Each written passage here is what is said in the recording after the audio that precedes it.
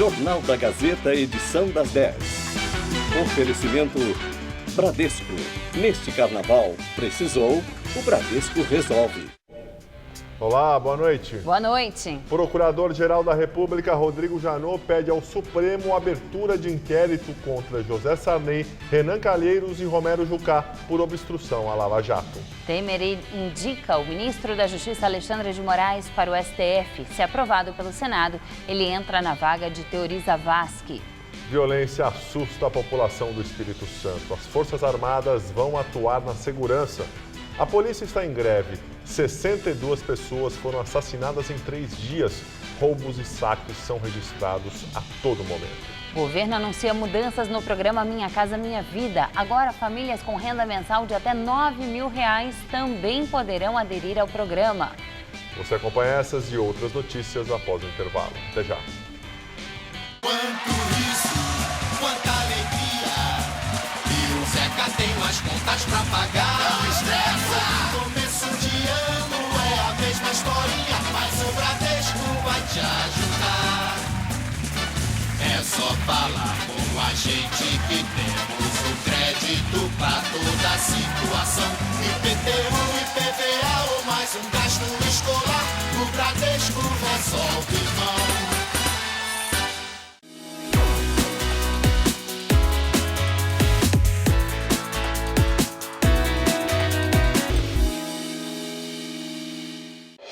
Tudo anda cada vez mais rápido. O tempo, as pessoas, as tecnologias. No coração de todas essas transformações, existe um caminho que pode mudar a sua vida. Pós-graduação Casper Libero. 4 cursos que vão acelerar a sua carreira, atualizar os seus conhecimentos e fazer você ser notado no meio de tanto movimento.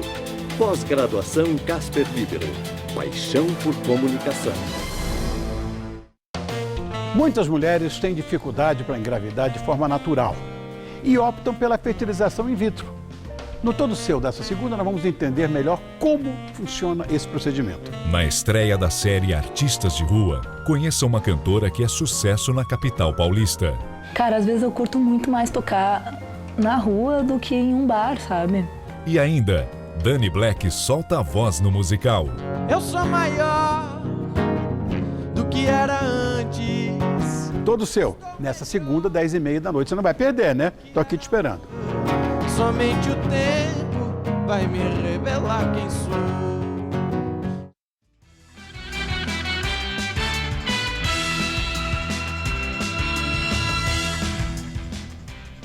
O prefeito de São Paulo, João Dória, doou o primeiro salário dele para uma instituição de caridade. Mais cedo, ele falou sobre o projeto que prevê o fim dos cobradores de ônibus. Atualmente, com o bilhete único, apenas 6% dos passageiros pagam o transporte coletivo em dinheiro.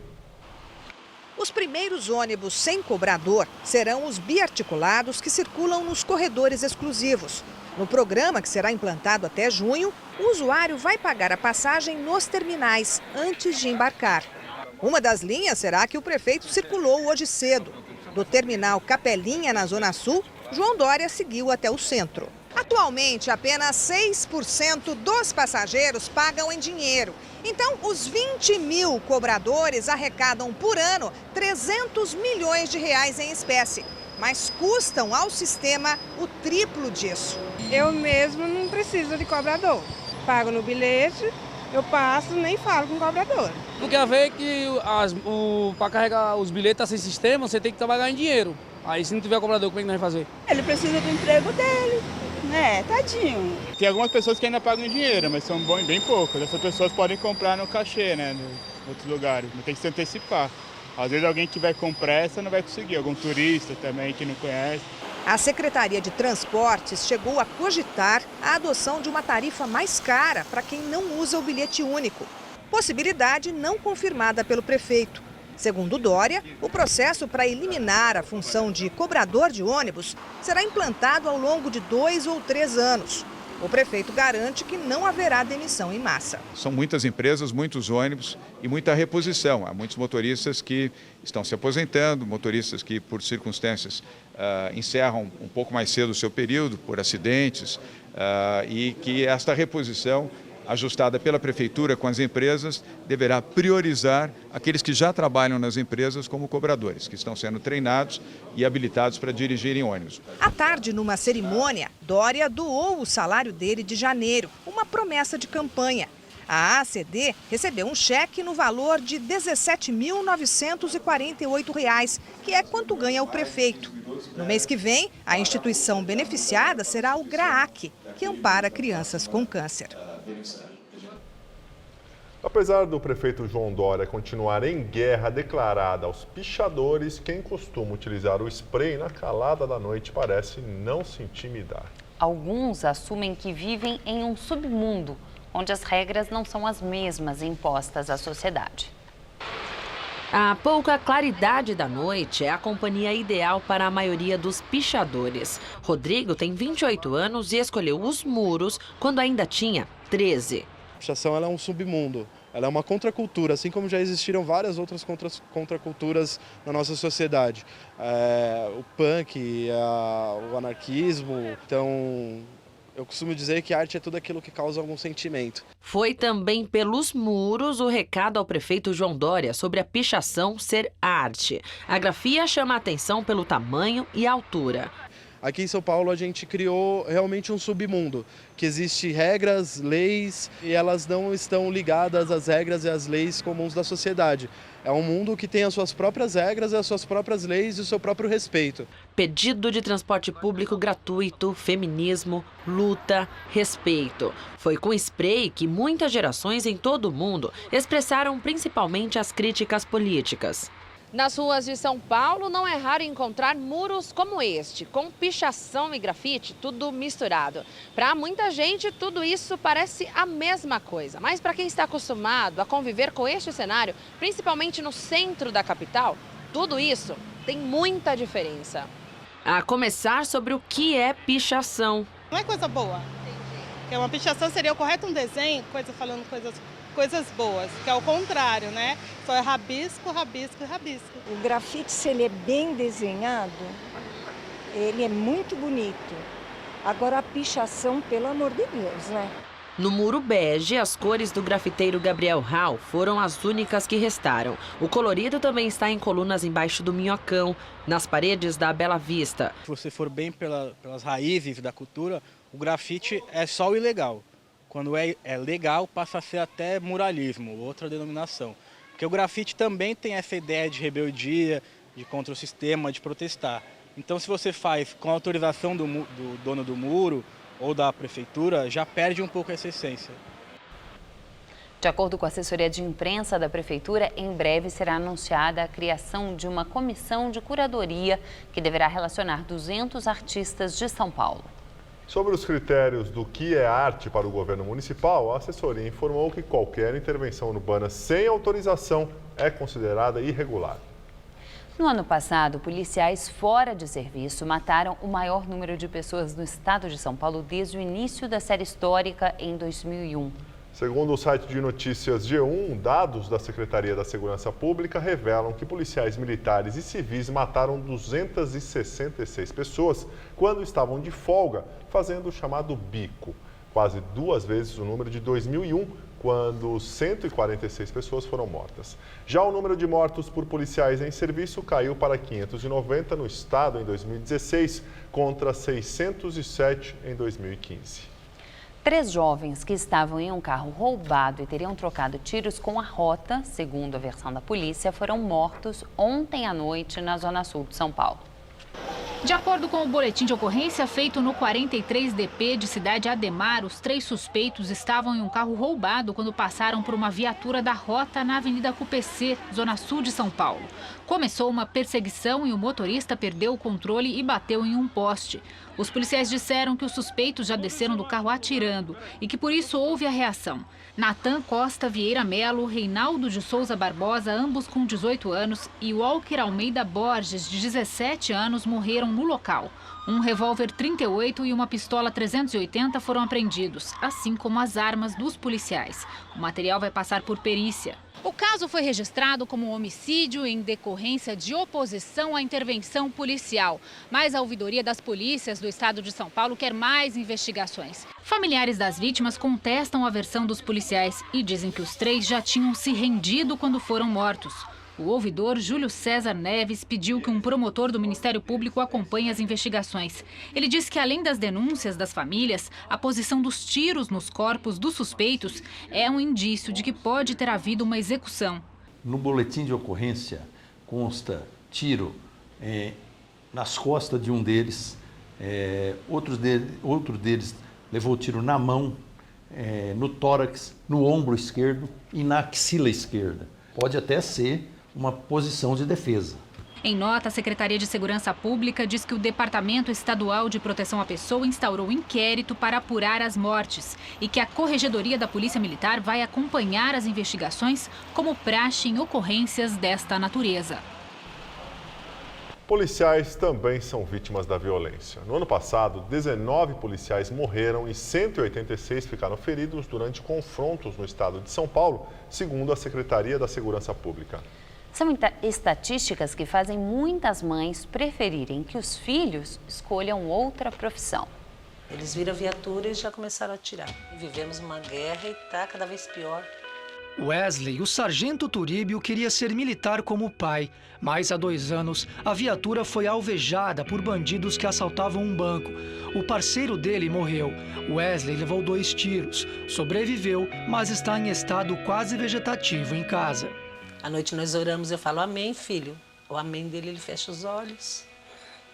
Eu olho para o meu filho, meu coração dói tanto, que eu penso, ele descendo a escada falando, mãe, faz um mingau para mim. Mas eu ainda agradeço a Deus, né? Eu agradeço muito a Deus que meu filho está vivo. O Wesley está vivo, ele vai voltar a falar, ele vai andar. A vida da policial Adriana também mudou de repente. Foram 18 tiros. Tenho muito a agradecer que só acertou um, né? Só acertou um na viatura e foi o que me acertou. O disparo na cabeça a deixou com a parte direita do corpo paralisada. Foram 6 horas de cirurgia, achei que nem fosse sobreviver. Eu fiquei contente porque eu estava viva. Hoje, Adriana continua em tratamento, mas a aposentadoria precoce pôs fim ao sonho. Eu não vou conseguir fazer o mesmo trabalho que eu conseguia, mesmo internamente. Na parte administrativa, eu posso atender um telefone e eu não vou conseguir escrever. Em 1993, foi criada aqui em São Paulo a Associação dos Policiais Militares Portadores de Deficiência Física. A instituição acolhe não só os PMs, mas também familiares e dependentes desses militares, muitos deles atingidos nas ruas durante confrontos com os bandidos. Uma experiência que passa quase sempre por um detalhado processo de reabilitação. Nós temos vários policiais que hoje estão em estado vegetativo. Que a casa dele é uma mini UTI, a esposa acaba virando enfermeira. Quando estava na ativa, Elcio, o diretor da associação, sofreu uma lesão na medula e ficou com a mobilidade reduzida.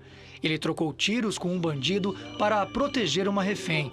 O criminoso morreu e a mulher se salvou. O risco é inerente à função mesmo e o policial está bem propenso a ter problemas. Rita sabia disso, mas a vontade do filho falou mais alto. Mãe, se eu morrer, eu vou morrer fazendo o que eu amo. Eu não queria de jeito nenhum, porque o pai já é militar, os tios já é militar. Na época deles era diferente ser militar. Os policiais eram respeitados. Os bandidos viam uma viatura, corriam. Hoje eles correm para cima. Longe da polícia, Adriana faz planos. Quer cursar fotografia e faculdade de direito. Se eu pudesse, eu faria tudo de novo.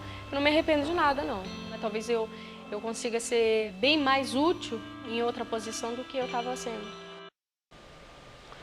O Espírito Santo vai receber militares das Forças Armadas e homens da Força Nacional. Desde a última sexta-feira, 62 pessoas foram assassinadas. O pedido foi feito pelo governo estadual por causa da falta de policiamento. Desde sábado, protestos de parentes de PMs por reajuste salarial impedem a saída dos policiais de quartéis em várias cidades do Espírito Santo. Segundo o governo, o Ministério da Justiça autorizou o envio de 200 homens da Força Nacional para o policiamento. A falta de policiais nas ruas tem provocado uma onda de violência.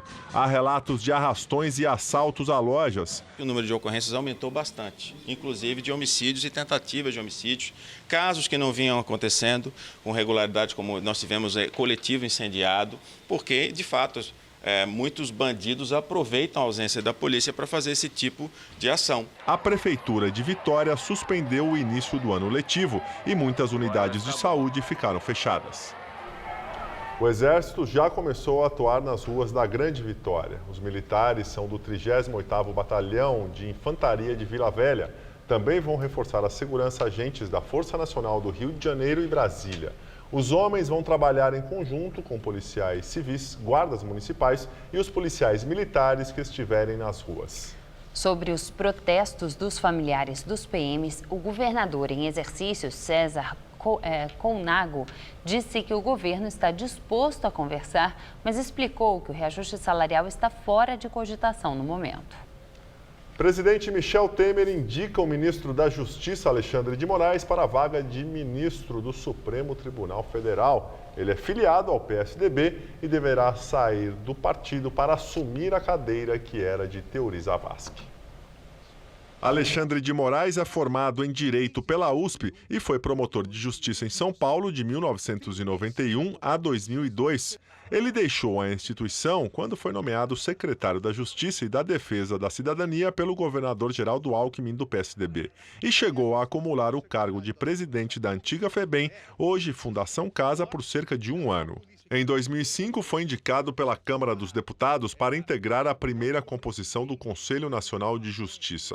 Depois, de 2007 a 2010, foi secretário municipal de Transportes de São Paulo na gestão de Gilberto Kassab, à época do PFL. Neste período, foi chamado de supersecretário, porque também acumulou as presidências da Companhia de Engenharia de Tráfego, a CET, da SPTrans e também a Secretaria Municipal de Serviços.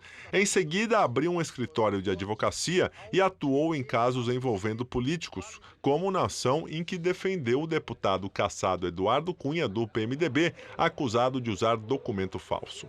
Em 2014, voltou para a política ao ser nomeado pelo governador Geraldo Alckmin para o cargo de secretário de Segurança Pública. Em maio do ano passado, se tornou ministro da Justiça quando Michel Temer assumiu a presidência interinamente. Atualmente, Moraes enfrenta uma crise no sistema carcerário. Na vida acadêmica, é autor de diversas obras, especialmente de direito constitucional.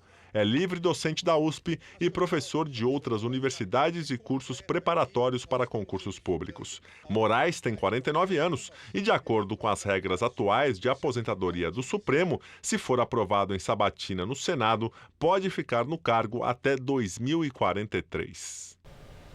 E agora o comentário de Josias de Souza, direto de Brasília. Ele fala sobre a indicação de Alexandre de Moraes. Michel Temer decidiu flertar com o erro. Fez isso ao optar por Alexandre de Moraes para substituir Teori Zavascki no Supremo Tribunal Federal. Ironicamente, o erro foi esboçado pelo próprio Temer. O presidente havia informado aos seus auxiliares que guiaria sua escolha por 2 critérios. A escolha seria técnica, não política, e o novo ministro do Supremo exibiria um perfil parecido com o de Teori Zavascki, um magistrado de monstruário. Alexandre de Moraes é uma opção mais política do que técnica, e não há no seu perfil nada que o aproxime de Teori Zavascki. Quer dizer, Temer faz o oposto do que disse que faria. Alexandre de Moraes é tucano, filiado ao PSDB. É um dos representantes do partido no ministério de Temer. Temer vitaminou a presença dos tucanos na esplanada. Elevou de 3 para 5 o número de pastas do PSDB. PMDB, partido de Temer, não se conforma. Perde mais espaço, exige mais cargos. Enviando Moraes para o Supremo, Temer cogita entregar o Ministério da Justiça para o PMDB. Misturar a nobre poltrona do Supremo no caldeirão das baixas transações políticas seria um segundo erro. Nem todo mundo entende de política, mas qualquer um é capaz de identificar uma politicagem quando a vê. Boa noite. O governo anunciou mudanças nas regras do programa Minha Casa Minha Vida. O objetivo é ampliar o número de possíveis beneficiários, reaquecer a construção civil e entregar 600 mil novas unidades ainda este ano. As mudanças no Minha Casa Minha Vida foram apresentadas pelo presidente Michel Temer e pelo ministro das Cidades, Bruno Araújo. As faixas de renda de quem pode participar do programa foram reformuladas. Atualmente existem 4. A faixa 1 vai permanecer igual em R$ 1.800. As mudanças serão feitas nas demais. Na faixa 1,5, o teto é de R$ 2.350 e vai para R$ 2.600. Na faixa 2, vai passar de R$ 3.600 para R$ 4.000. E na faixa 3, a renda da família passa de, no máximo, R$ 6.500 para R$ 9.000. Segundo Temer, a construção civil é o setor que o governo tem prestigiado, porque é peça-chave para a economia brasileira. Esta reformulação combaterá uma das angústias do nosso sistema, que é exatamente o desemprego. Quando se ampliam financiamentos, quando se ampliam faixas daqueles que podem adquirir, aquilo a que se visa é exata e precisamente a busca do emprego.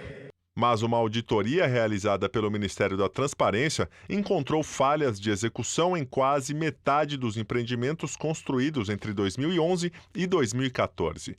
Há problemas em 48,9% das unidades da chamada faixa 1.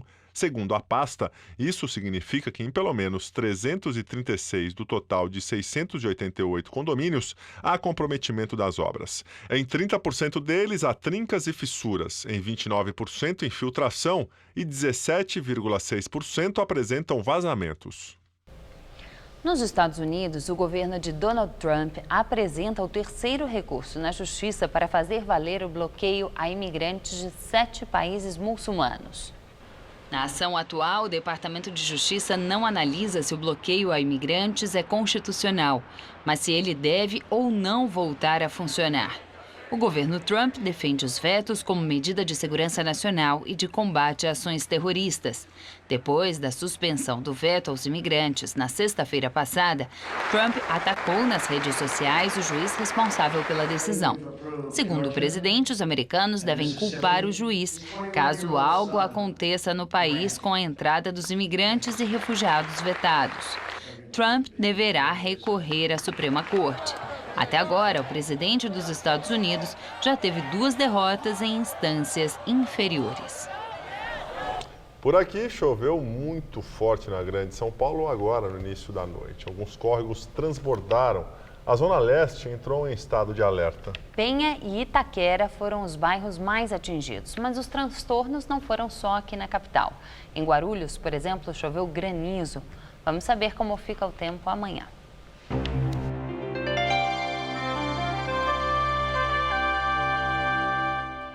A terça-feira será típica de verão, com calor, sol e aumento da nebulosidade a partir da tarde. Assim, ocorrem pancadas de chuva com trovoadas de forma pontual em todas as áreas. Na região oeste paulista, calorão de até 35 graus em Votuporanga e de 34 em Presidente Prudente. Já no centro-norte, máxima amanhã de 34 em Ribeirão Preto. E no litoral, a máxima amanhã esperada é de 31 graus em Caraguatatuba e de 30 em Santos. Para a capital, o tempo não muda muito em relação a hoje. Sol com pancadas de chuva, principalmente à tarde, mas a temperatura vai caindo nos próximos dias. A máxima amanhã fica em 30 graus, mas para a quarta já cai para 28 e na quinta fica ainda mais fresco, com mínima de 19 e máxima de 27 graus. Em delação premiada, ex-executivos da Andrade Gutierrez afirmam que a empreiteira tinha um departamento para administrar o pagamento de propina e caixa 2 para agentes públicos. A informação é do jornal Folha de São Paulo. A Odebrecht é outra empresa envolvida na Lava Jato que mantinha uma estrutura como esta. De acordo com a Folha, o setor de propina da Andrade Gutierrez contava com dinheiro em espécie operado pelo doleiro Adir Assad, preso desde agosto do ano passado. Na maioria das vezes, contratos fictícios eram feitos entre a empreiteira e empresas de fachada de Assad, segundo Dario Rodrigues Leite Neto, ex-diretor da empresa, e outros 2 delatores. Na delação, eles disseram que os diretores da Andrade negociavam a propina só depois de entrar em contato com a tesouraria para solicitar o dinheiro ilícito que seria repassado para agentes públicos. Investigações do Ministério Público Federal no Rio de Janeiro mostraram que empresas usaram recibos falsos para abastecer o Caixa 2 da Andrade Gutierrez com mais de 176 milhões de reais. Entre as obras que receberam pagamento de propina da empreiteira estão o Complexo Petroquímico do Rio de Janeiro, o Comperj, e estádios da Copa do Mundo. Os delatores citaram, sem detalhes, que o dinheiro de propina também teria relação com obras em São Paulo e na região sul do país. Com estas novas informações, ainda não foi definido se a multa de R$1 bilhão já fixada para a empresa em seus acordos será ampliada. Em entrevista ao jornalista Ricardo Noblat, do jornal O Globo, o presidente Michel Temer afirma que seria melhor para todos que as delações de executivos da Odebrecht fossem divulgadas logo e de uma vez só. Temer disse que não se preocupa em ter sido citado e conta que teve a curiosidade de ler com atenção a íntegra da delação de Cláudio Melo Filho, ex-vice-presidente de Relações Institucionais da Odebrecht, vazada pela imprensa. Procurador-Geral da República, Rodrigo Janot, pede ao Supremo Tribunal Federal para abrir inquérito contra o ex-presidente José Sarney, os senadores Romero Jucá e Renan Calheiros, todos do PMDB, e o ex-diretor da Transpetro, Sérgio Machado. Eles são suspeitos de tentar obstruir investigações da Operação Lava Jato. O pedido de Janot se baseia no acordo de delação premiada de Machado, que gravou 6 horas de ligações telefônicas com os PMDBistas. Nas conversas, Sarney, Renan e Jucá fizeram comentários que demonstravam suas intenções de parar as apurações da Lava Jato. Tanto Sarney quanto Renan buscavam alternativas para influenciar o então relator da operação no STF, Teori Zavascki, enquanto Jucá falou em estancar essa sangria. Entre as estratégias, a criação de novas leis. No pedido, Janot afirma que o objetivo deles é construir uma ampla base de apoio político para conseguir, pelo menos, aprovar 3 medidas de alteração do ordenamento jurídico em favor da organização criminosa. O procurador-geral ainda diz que é chocante, nesse sentido, ouvir o senador Romero Jucá admitir, a certa altura, que é crucial cortar as asas da Justiça e do Ministério Público, aduzindo que a solução para isso seria a Assembleia Constituinte que ele e seu grupo político estão planejando para 2018.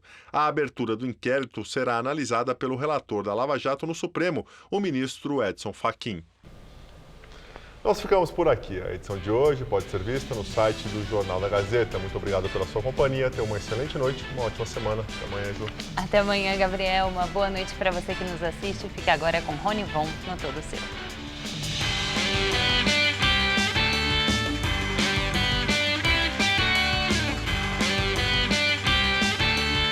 Matérias especiais e comentários do universo esportivo você confere no Gazeta Esportiva, nesta terça, 6 da tarde. Assista agora, Todo Seu.